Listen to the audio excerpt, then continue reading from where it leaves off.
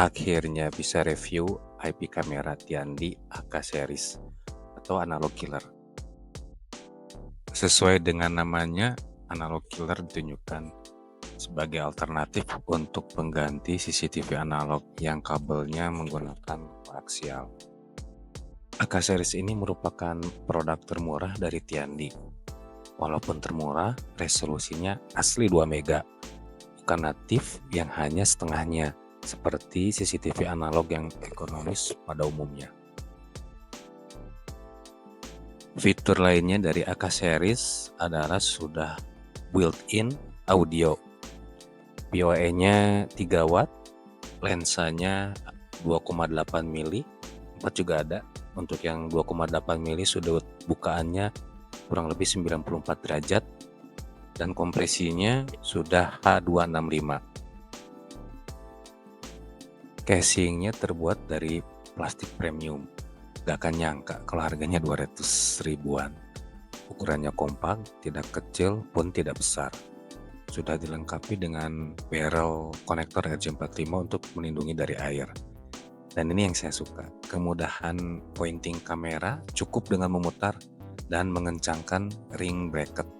Tidak perlu obeng, biasanya kamera-kamera murah kekurangan terbesarnya di bagian ini. Untuk pointingnya cukup merepotkan karena harus menggunakan obeng. Seluruh seri IP cam Tiandi bisa disetting via browser.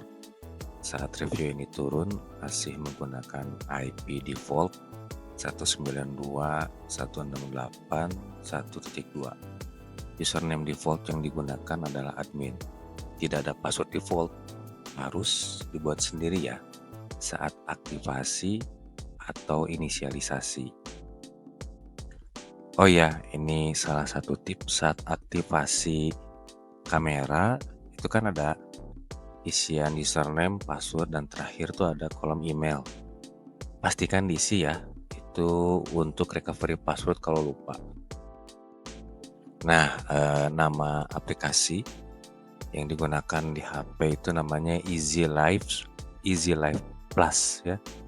Software toolsnya untuk searching segala macam dan setting, scanning untuk tahu IP address defaultnya sudah aktivasi atau belum. Itu nama softwarenya Search Config Tools, bisa jalan di Windows dan Mac. Sedangkan software desktop untuk live view dan playback bisa menggunakan Easy7 VMS. Klaimnya bisa online sekaligus sampai 512 channel. Sayangnya untuk software ini belum sepowerful kompetitornya ya. Kayak Dahua itu kan ada tunneling web interface, jadi kita bisa konfigurasi jarak jauh menggunakan browser. Nah, di Easy7 VMS ini belum bisa, jadi baru bisa live view aja sama playback. Berikut adalah potongan hasil rekaman siang hari dan malam hari. Oh ya teman-teman, salah satu kekurangan ya dari AK series ini nggak ada colokan DC 12 volt DC. Kenapa sebut kekurangan? Karena mengingat seri ini kan namanya analog killer, harusnya ada loh itu DC portnya 12 volt DC. Nah, selain itu juga si AK series ini tidak dilengkapi dengan P2P, jadi nggak bisa mengubah settingan kamera jarak jauh. Jadi harus di lokasi. Dan AK series ini juga tidak dilengkapi dengan fitur color view. Jadi murni siang dan pas malam atau di ruangan gelap ya itu dia nggak berwarna, dia hitam putih. Kalau mau ada warnanya harus beli yang seri di atasnya, yaitu seri Spark ya, Spark S PARK.